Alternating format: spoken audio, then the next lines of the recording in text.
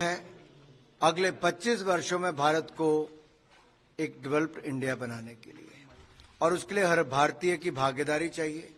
जन भागीदारी से जन आंदोलन बनाना है, और हमारा प्रयास है कि विकसित भारत एम्बेसडर्स भारत के पिछले 10 वर्षों की उपलब्धियों को भी जन जन तक पहुंचाएं और अगले 25 वर्षों में विकसित राष्ट्र बनाने में अपना योगदान भी करें। जो कई 60 वर्षों में कई सरकारें नहीं कर पाई थी, नरेंद्र मोदी जी के नेतृत्व में भारत ने वो 10 वर्षों में करने का प्रयास किया है। आज दुनिया भारत की ओर एक उम्मीद के साथ देख रही है, भारत के नेतृत्व की ओर देख रही है, और भारत के बढ़ते कदमों के साथ दुनिया अपने कदम मिलाना चाहती है, और भारत की बुलंद तस्वीर आज दुनिया को अपनी ओर आकर्षित कर रही है। इसलिए जब हम तीसरी बार चुनकर आएंगे, तब ये बहुत तेजी के साथ कई निर्णय करने, कई उसको इम्प्लीमेंट करना और भारत को आगे गति देने का काम होगा। उससे पहले देश जाने, देश मानता है कि मोदी जी ने बहुत काम किया, लेकिन जब ये प्रेजेंटेशन आती तो बहुत सारे लोगों को लगता है अच्छा ये भी हुआ है। यानी बहुत सारे ऐसे पहलू हैं जो हुआ है और जनता उसको देख के गर्व महसूस करती कि हमारे भारत में 10 वर्षों में हो गया, और उनमें और विश्वास बढ़ता है कि हाँ, विकसित भारत हम बना सकते हैं। आज ये केवल सोच ही नहीं, सपना ही नहीं, ये संकल्प से सिद्धि की यात्रा को पूरा कर। सर, आज हमने देखा कि जो युवाओं की जो सोच है जिस तरह से बदल रही है, और आपने ये भी कहा कि जम्मू कश्मीर में शांति स्थापित करना और उसको स्टेटहुड देना एक प्राथमिकता रहेगी आने वाले वर्षों में।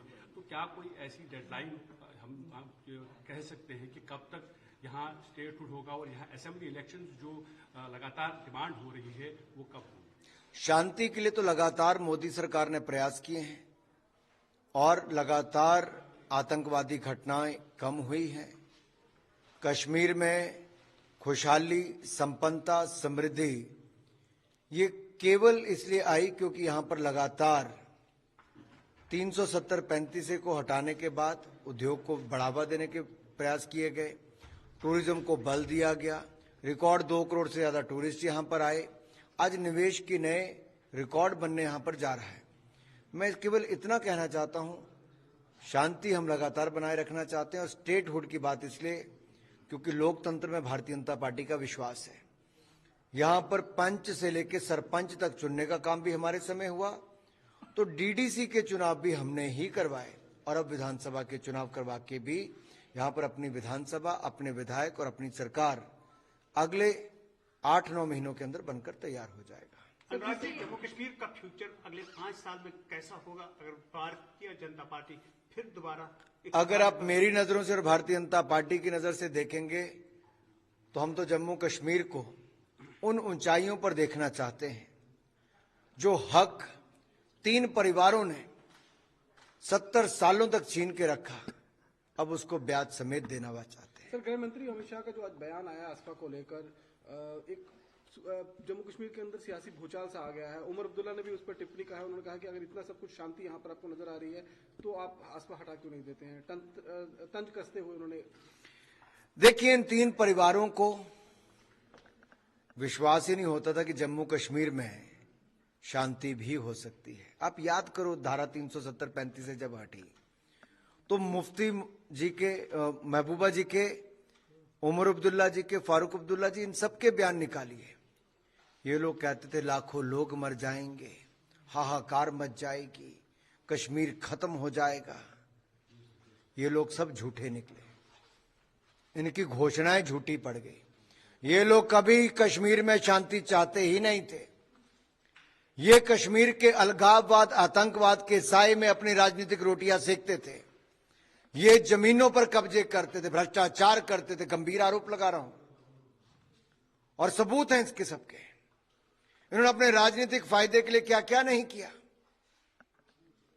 हम कश्मीरी के साथ पत्थर उसके हाथ में पकड़ाए, चंद पैसों के लिए मौत के घाट लोगों को उतार दिया जाता था। आज जम्मू कश्मीर को दिखा है कि शांति के कारण क्या हो सकता है। आज स्पोर्ट्स भी है, सिनेमा भी है, आज डल लेक पे टूरिज्म भी है, तो फॉर्मूला कारें भी वहां पे भाग रही हैं। आज शूटिंग वापस कश्मीर में होनी शुरू हो गई तो 2 करोड़ से ज्यादा पर्यटक भी वहां पर आ गए। ये तब हुआ जब धारा 370-35 से हटी, जब पथराव की घटनाएं बंद हुई, जब अलगाववाद खत्म हुआ, जब आतंकवाद की घटनाएं ना के बराबर रह गई, ये तब संभव हो पाया जब मोदी जी ने लगातार 4 लेन हाईवे से लेके रेलवे लाइन से लेके एयरपोर्ट और अब IIT, IIM, एम्स से लेके अन्य शिक्षण संस्थान और स्वास्थ्य की सुविधाएं 11 मेडिकल कॉलेज बना कर दिए। कहां 100 किलोमीटर सड़क नहीं बनती थी, आज उससे 10 गुना ज्यादा सड़क बनती है। आज जम्मू से कश्मीर का रास्ता, श्रीनगर का रास्ता कहां 11-12 घंटे लगता था, आज 5 घंटे में हम लोग पहुंच जाते हैं। ये बदलाव है, और ये बदलाव तब आया है जब शांति आई, तब जाकर खुशहाली आई है। इनके समय लोगों के चेहरे मुरझाए होते थे, आज मुस्कान लोगों के चेहरे पे है तो मोदी के कारण। सवाल ये था कि ईडी को लेकर करेगा विकसित भारत के लिए। भारत के युवाओं में देखिए सबसे बड़ी बात यह है, और जम्मू के युवाओं के बारे में जो आज मैं कह रहा था, आप देखिए एक के बाद दूसरे का सवाल क्या था कि उसकी स्टार्टअप कैसे योगदान दे सकती है, वो कैसे अपना कंट्रीब्यूशन कर सकता है। आज का युवा को कोई बांध के नहीं रख सकता। आज का युवा तो पंख लगा के उड़ना चाहता है, वो नई ऊंचाइयां छूना चाहता है, नई उपलब्धियां हासिल करना चाहता है, और उसको पंख लगाने का काम, उपलब्धियां हासिल कराने का काम मोदी सरकार की नीतियां और कार्यक्रम कर रहे हैं। तभी तो स्टार्टअप्स जो कभी 100 नहीं थी, आज 1 लाख पार कर गई। जहां चंद युवा कोशिश नहीं करते थे, आज करोड़ों युवा स्टार्टअप खोलने के लिए तैयार बैठे हैं। आज लाखों लोगों को रोजगार के अवसर मिल पा रहे हैं। आज युवाओं ने 110 यूनिकॉर्न बनाई, एक यूनिकॉर्न 8,600 करोड़ कम से कम वैल्यू है। तो आप कल्पना कीजिए आज के युवाओं ने कितनी बड़ी ताकत भारत को दी है। सर, ईडी को लेकर कई सवाल जो है वो खड़े किए जा रहे हैं, क्योंकि आप केरल की मुख्यमंत्री की बेटी जो है उन पर भी ईडी ने अपना केस दर्ज कर दिया है। आज आप आम आदमी पार्टी की जो दिल्ली की नेता है दीपिका सिंगला, उन पर भी जो है वो वहां पर रेड की गई है। तो किस तरीके से देखते हैं जो ये आरोप लग रहे हैं ईडी के गलत इस्तेमाल को लेकर? मोदी जी ने 2014 में ही कहा था, न खाऊंगा न खाने दूंगा। हमने भ्रष्टाचार मुक्त शासन 2014 से 24 तक 10 साल में दिया। 1 रुपए का घोटाले का आरोप ना कोई नरेंद्र मोदी जी पर लगा पाए, ना उनकी सरकार पर, ना किसी मंत्री पर। यह है ईमानदारी की सरकार। लेकिन अगर जांच एजेंसियां किसी भ्रष्ट आदमी के खिलाफ कार्रवाई करती, जांच करती है, तो इसकी पीड़ा नहीं होनी चाहिए, इसमें जांच में सहयोग करना चाहिए। मेरा सवाल है श्रीमान अरविंद केजरीवाल से, अरे बड़ा बड़ा ज्ञान बांटते थे, कहते थे सोनिया गांधी जी को गिरफ्तार कर लो, 2 दिन रिमांड ले लो, सच बाहर आ जाएगा, भ्रष्टाचार का पता चल जाएगा। अरे अरविंद केजरीवाल जी, सोनिया गांधी जी के लिए अलग कानून, तुम्हारे लिए अलग कानून, कैसे हो सकता है? भारत का कानून सबके लिए एक बराबर है। अगर भ्रष्टाचार किया है तो इनकी पार्टी के पार्षद से लेके, सांसद से लेके, विधायक से लेके, मंत्री, उप मुख्यमंत्री तक सब जेल में है। और अब कट्टर भ्रष्टाचारी अरविंद केजरीवाल भी जेल में है। सर, स्पेशल पावर्स एक्ट पे उमर अब्दुल्ला ने और महबूबा मुफ्ती ने ये कहा है कि ये इलेक्शन, अब चुनाव क्योंकि आने वाले हैं, इसलिए ये बीजेपी के जिन्होंने यूज किया है कि जुमलेबाजी साबित नहीं होनी चाहिए। जुमलेबाजी। मेरा सवाल फारूक अब्दुल्ला जी, उमर अब्दुल्ला जी और महबूबा मुफ्ती जी से है, क्या वो नहीं चाहते अफस्पा हटे? वो क्यों निराश हैं? उनको स्वागत करना चाहिए। अरे जो 70 साल में नहीं हो पाया वो मोदी सरकार ने किया है। अफस्पा लगाया किसने? कांग्रेस ने। अलगाववाद, आतंकवाद किसके समय हुआ? कांग्रेस के समय।